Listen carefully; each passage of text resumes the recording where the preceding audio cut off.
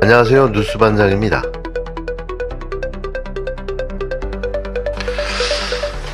네, 우리 언론인 여러분, 낯이 익숙한 분들도 꽤 많으시군요. 네, 반갑습니다.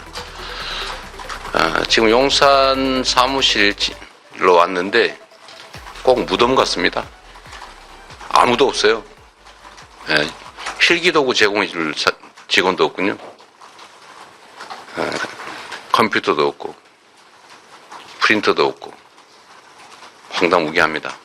이재명 대통령이 당선 직후 단행한 첫 공식 행보는 군 통수권자로서의 역할을 다짐하고 확인하는 중대한 순간이었는데요. 김명수 합참의장과의 통화를 통해 군 통수권 이양 보고를 받는 것으로 시작했습니다. 이 통화에서 이재명 대통령은 군의 헌신에 깊이 감사하며 육해공군과 해병대 장병들을 치하했는데요. 우리 군이 국민에 대한 충성과 책임을 바탕으로 신뢰받는 군대로 거듭나야 한다고 강조했습니다.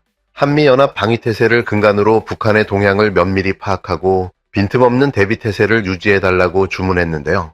매우 유동적인 안보 상황 속에서 군의 냉철한 판단과 태세 유지를 직접 당부한 겁니다.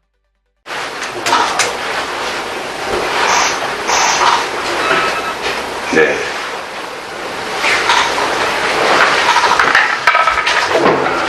수고 많으시고요.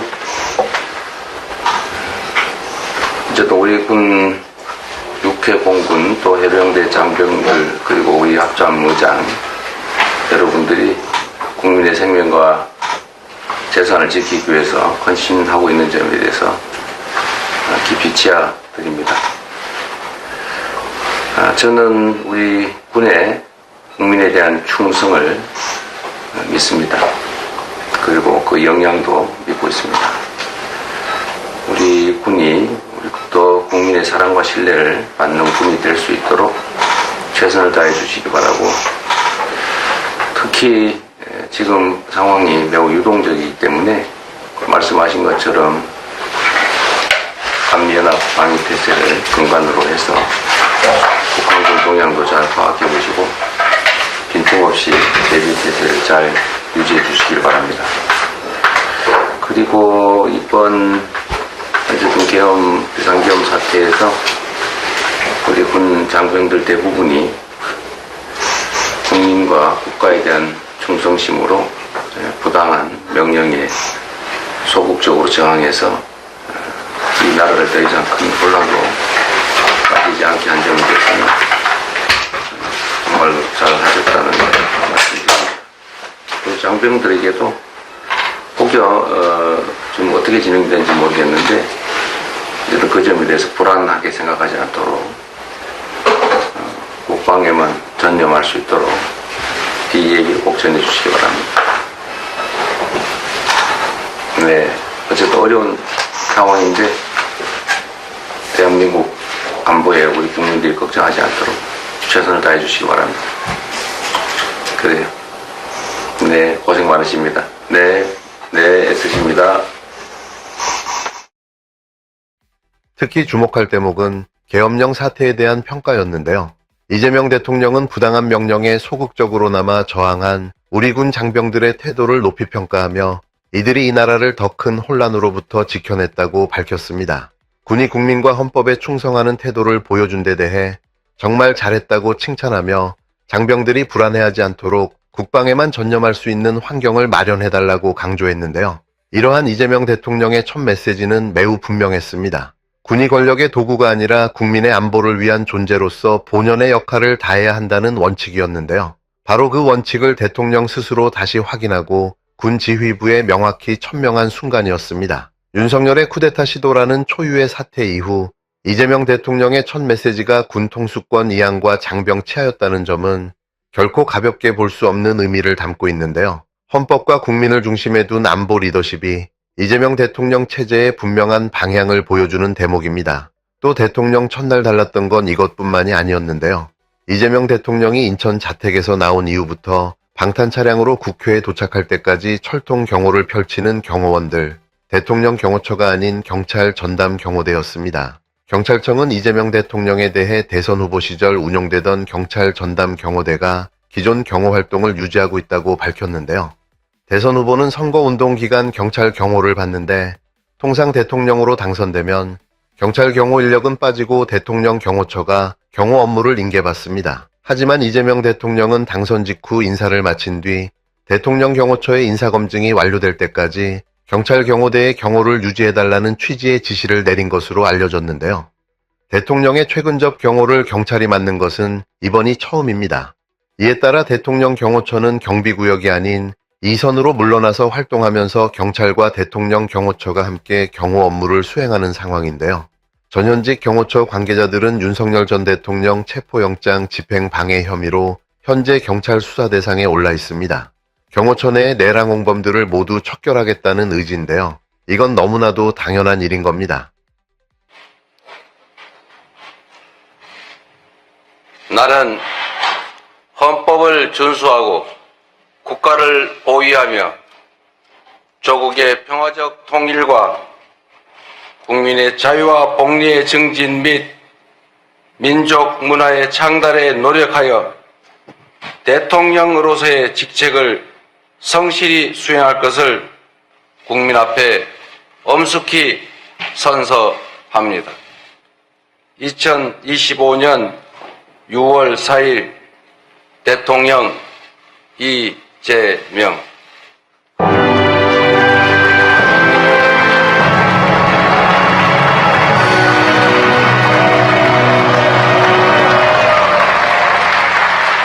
존경하고 사랑하는 국민 여러분, 여러분이 선택해 주신 대한민국 제21대 대통령 이재명 인사드립니다.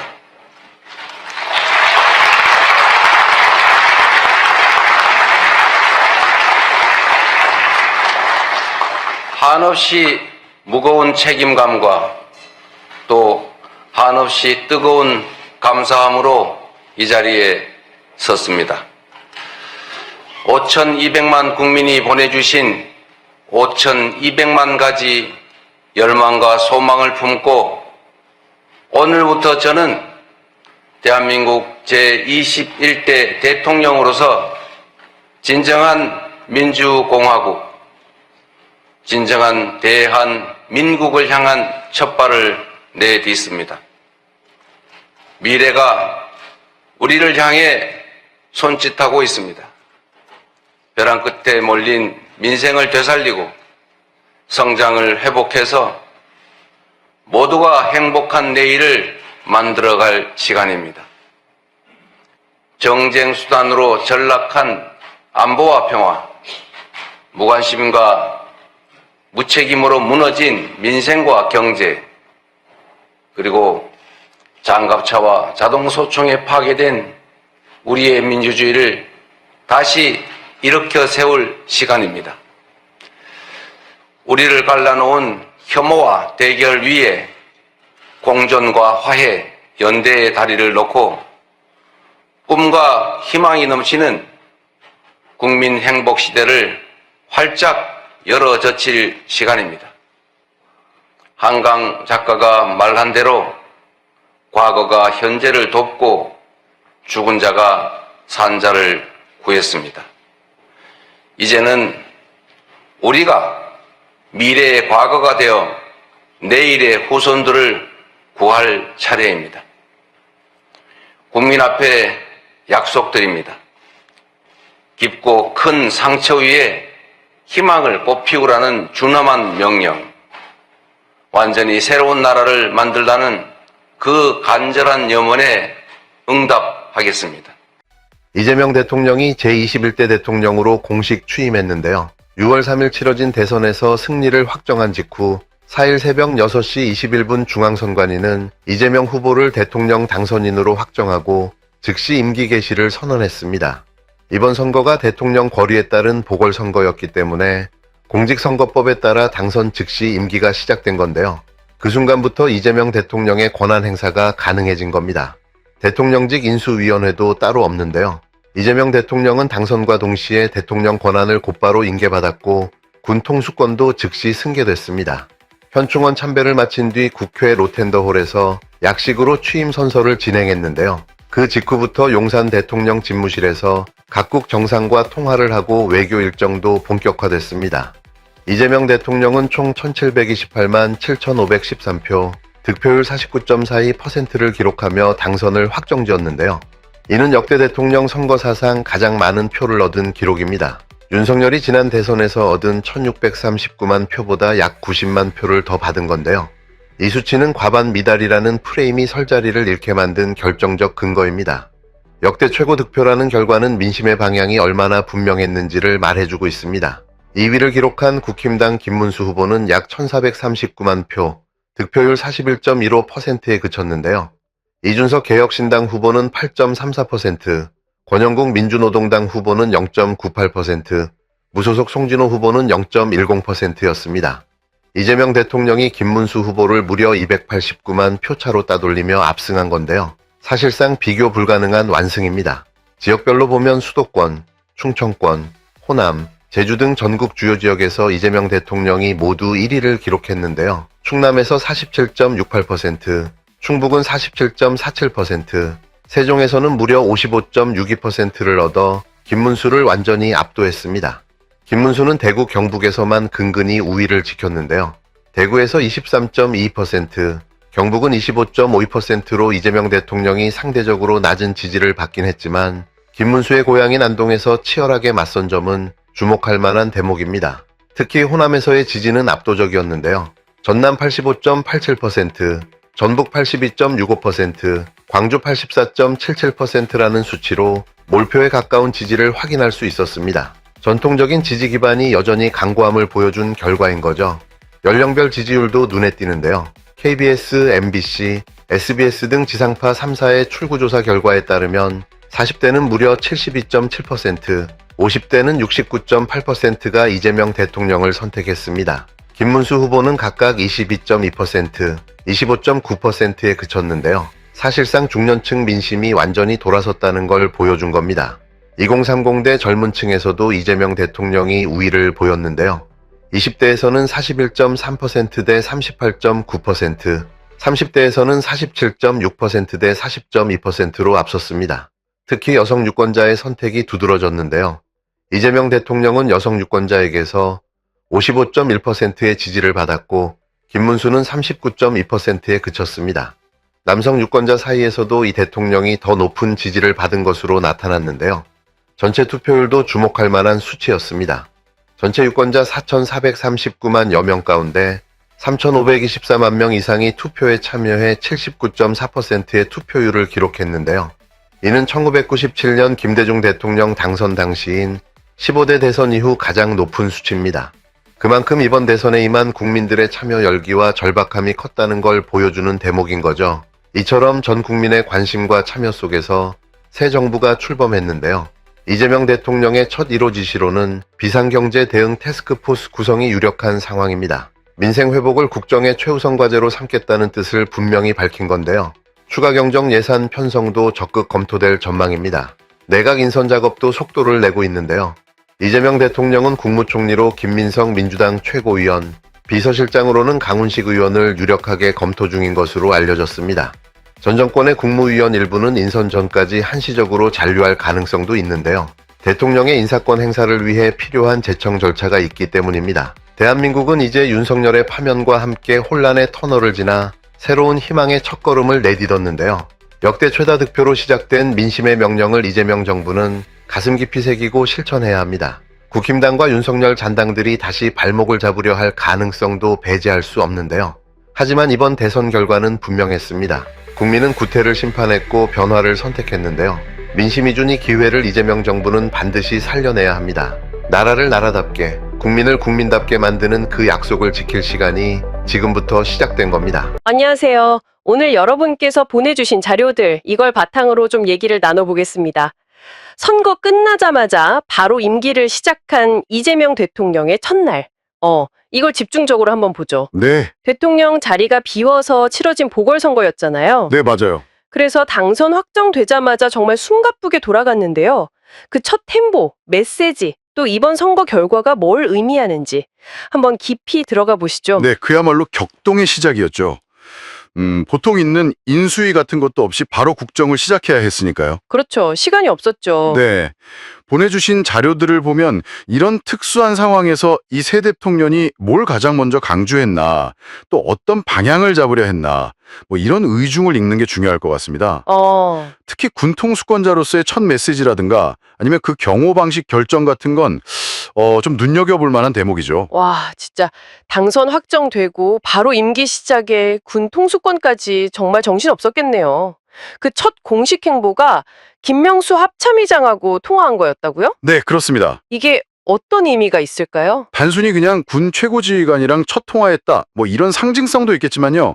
그 메시지 내용이 중요합니다. 메시지요? 네, 군의 훈신을 일단 격려하면서도 국민과 헌법에 충성해야 한다. 이 점을 아주 명확하게 요구했어요. 아, 국민과 헌법. 네, 특히 이전 정부 때 계엄령 시도 논란이 좀 있었잖아요. 네, 있었죠.